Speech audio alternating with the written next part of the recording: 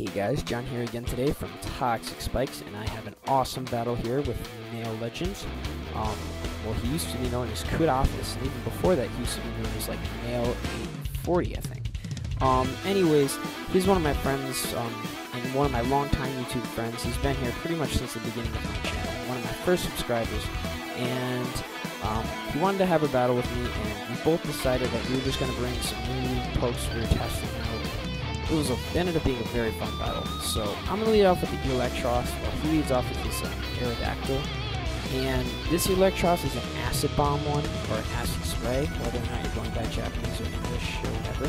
But anyways, it's pretty much a move that's guaranteed to get to drop your special defense 2 stages, which is awesome. And that's why I went for it on the first turn. But I know that Aerodactyl doesn't have great special defense, but I knew he probably had the sash, so it was a safe move. And then he goes out to his Infernape, and the close combat will kill him.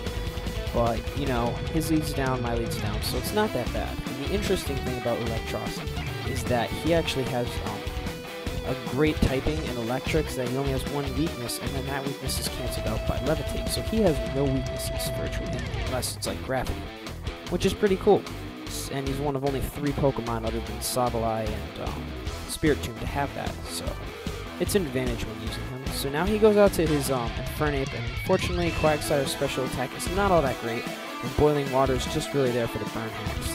That is why he's going to not be KO'd by my Boiling Water, even at -2 special defense, but that's okay with me, because he's now low enough where he won't be too much of a problem, although that Ape, I really do want to get it out of the way, because I have the Tyranitar on this team. He doesn't know which set it is yet, which I'm going to use to my advantage, but because it could be Scarfed, could be Band-Aid, could be Dragon Dance, could be Curse, could be anything. That's what I love about T-Tyre. He's very unpredictable, and I have multiple T-Tyres, so no one's really going to know what I'm bringing. That's why I do keep him kind of hidden most of the battle. Anyways, I go out to the Magnezone and the predicted Draco Meteor, and I do resist it. He doesn't over-predict and go for the Fire Blast, which is good. And then he goes out to his Shaman. I do not know what I was thinking there. I actually have the Hidden Power Ice in this Magnezone, and I just went for the Flash Cannon, getting the stab move and all. But I should have gone for the Hidden Power Ice, but, you know, whatever. Now I'm going to go out to my Mismagius. And this is an awesome Mismagius, because it is a Perish Trapping Mismagius. And I'd like to note that I'm probably one of the only people who's ever used a Mismagius in Gen 5, because this is the first time I've ever seen its back sprite, so that's pretty cool.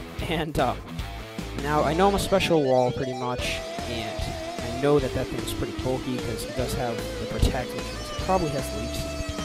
So I want to get in here. I can easily Perish Trap this thing, but I'm hesitant to just go for the Mean Look right off the bat, because I don't know how well I'll take a Seed Flare. So I'm going to try and sub down and Protect Stall until he misses a Seed Flare or either runs out of them, which I know is kind of stupid, but, you know. But it doesn't matter, because he is going to miss the Seed Flare on this turn, which is great. And now I'm going to go for the Mean Look on the next turn, I believe. But at this point, after he's seen Substitute and Protect, he kind of knows that I'm a Mean Look Perish Song trapping set, so that ain't good. And right here, actually, it protects to Scout for the Mean Look. And yes, I do. So, sorry, right here, he's going to switch out. I believe he goes into his Infernape, and this is where I make a huge display. First I Mean Look him, so he's trapped in. Everything's good. But now he's going to go for the... I thought he'd go for the U-turn for some reason. And then I realized Life Orb would kill him, so he's just going to go for like the Overheat or something like that, or Stone Edge. So he's going to kill himself with Life Orb Recoil, and then I'm going to go for the Perish Song. So I figured if he U-turned to break my sub and to bring something in, I'd have them, you know, at least Perish Song. But yeah, he kills himself, and apparently Perish Song works even if you only have your guy in the field, so I kind of backfired. But at least Infernape's out of the way, which is great. And now he's going to go out to his Maryland reference, and I'm going to go out to my Tyranitar, because I know he's probably going to go for either the Fire Blast or the Draco Meteor. And either way, my Tyranitar, the Sandstorm, and you do figure out later this has 212 special defense along with a Careful Nature. He's going to take that really well, as you can see. I don't even think that would have done half if it weren't for the rocks. And that's not even half, actually. That's a little under half. And by the amount of damage that did, I figured a stabbed Draco Meteor wouldn't do that little if it was spec'd. So he's probably a choice Scarfer. Now, I went for the Crunch here, which might seem odd. But the reason for this is I wanted to make him think that I was choice. Well, I wanted to make him think I was not like a well, I'm gonna give it away now. I'm a cursed tar. I did not want him to know that because up until this point in the battle, he thought when he saw the lefties, he's thinking, okay, he's probably some kind of like Dragon Dance tar or a mixed tar. But yeah, I gotta stop just adding tar to the end of everything. No, so I go out to my Magnezone on the predicted Seed Flare, and right now, like my first instinct, I'm like, oh, I'll just explode, and I was like, wait a minute, 5th gen, haha.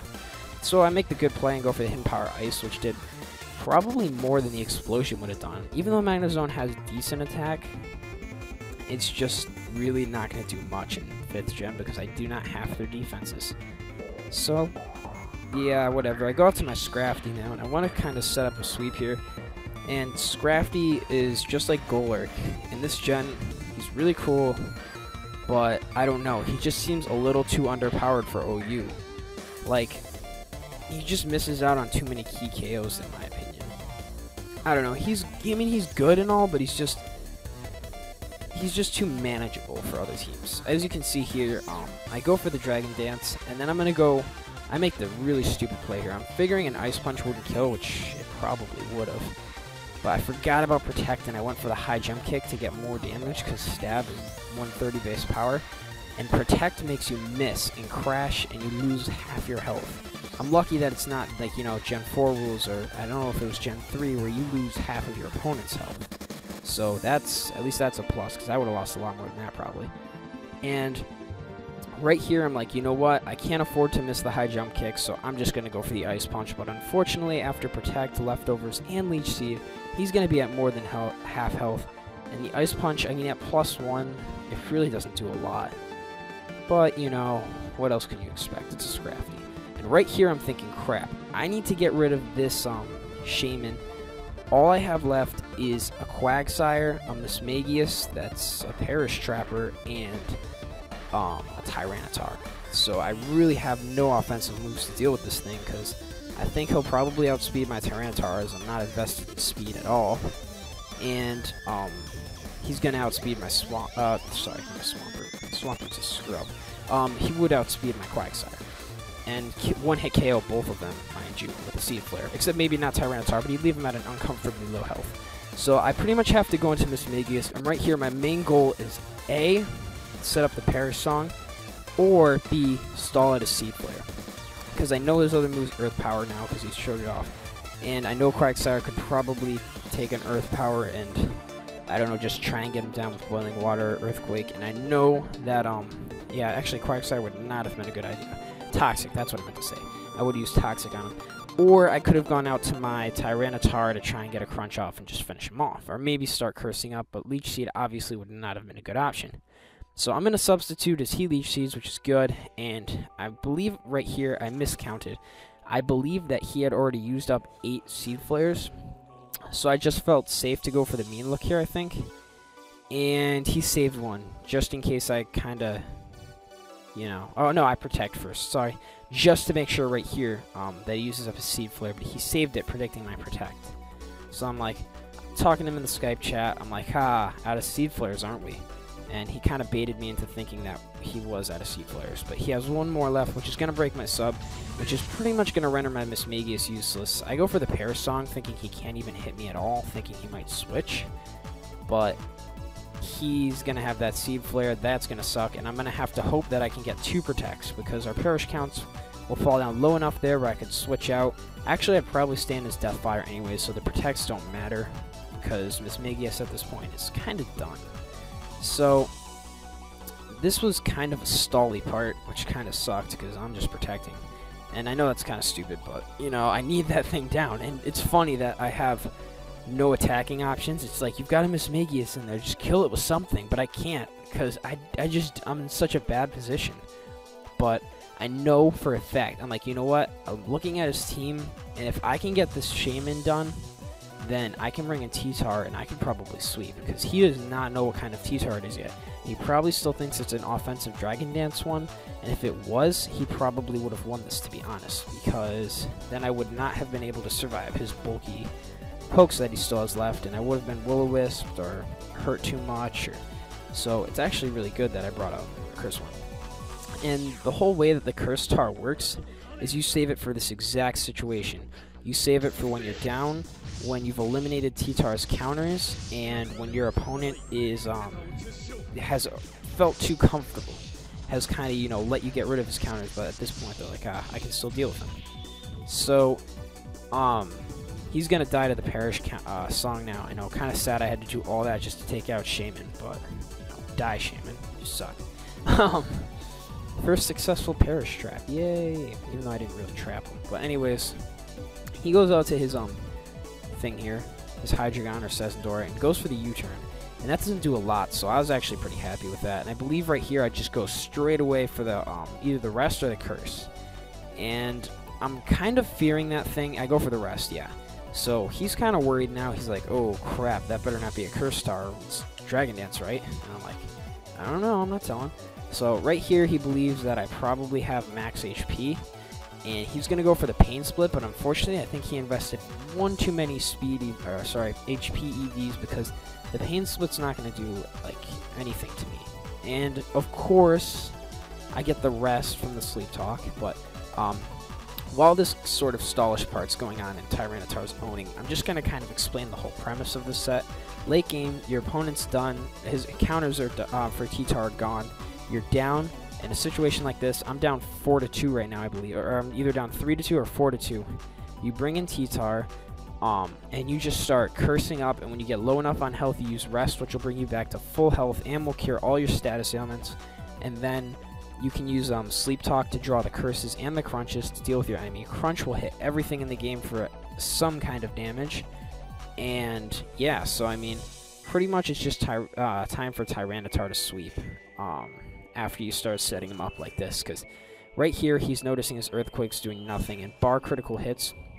And by the way, I do have to explain, you have to watch out for critical hits at points like this because of the fact that that negates any stat boosts. So if he hit me with a critical hit, it'd be as if he were hitting me with an Earthquake while I was at normal defense. So that would not be good. He goes for the Will-O-Wisp here, and I'm obviously not going to mind that because I'm not any sort of you know, Dragon Dancing offensive set or Choice Band set. And now he's going to go out to his Hydreigon. And I was fearing that Draco Meteor might give me a threat, you know, because a crit could probably take me out at this point. But fortunately, he knows that if he goes for Draco Meteor, doesn't crit, he's really going to screw himself over. Because that way he'd be at -2 special attack, and he just goes for the Surf. And right here he's like, whoa, why did that do nothing? And I'm just like, well, A, he's Choice Scarfed, B, it's non-stab, C, it's only 95 base power, and D, I get a 1.5 times special defense boost from the Sandstorm. And I have 212 special defense EVs, as I talked about before, and I have the Careful Nature, so I'm going to take that Surf like it's nothing. It's not, I don't even think it's a 4-hit KO at this point. And in Sleep Talk, I get a Crunch, and look at that. Even without any EV investment, I believe Tyranitar still has an attack stat of like 304, which is just ridiculous. And after a few curses, it hits stuff that, even though it's hitting it for not very effective damage, it's still doing a lot. And the Sandstorm's pretty much going to take him out here, so I'm free to rest again. And I'm just hoping he doesn't get a crit on the Surf. But looking about how much damage he's doing, I don't think that'll matter that much. So he does not die to the Sandstorm this turn, unfortunately, but I think I do get another curse off here. No, of course I draw another Rest. I mean, there's like a 1 in 3 chance I'll draw Rest, and of course I do. So, yeah, that sucks. Sleep Talk's awful, except not really, because Tyranitar's awesome.